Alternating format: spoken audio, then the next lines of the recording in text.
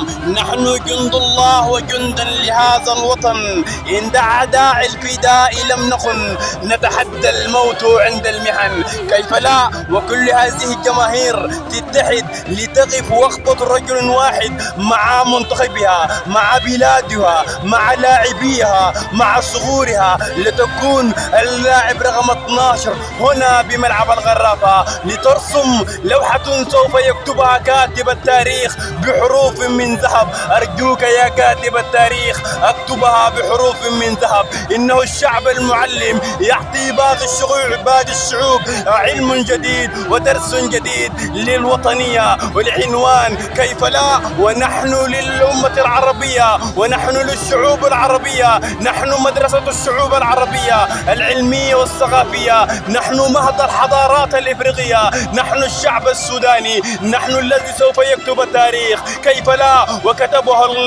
السابقون قبلنا، كتبها جكسا، كتبها جاجريم عندما تتوج منتخب السودان ببطولة إفريقيا، وعندما تأهل الشباب منتخب السودان إلى ربع نهائي كأس العالم كأول منتخب شباب إفريقي وعربي يتأهل إلى هذه المرحلة بقيادة البرنس، بقيادة الأسطورة هيثم مصطفى.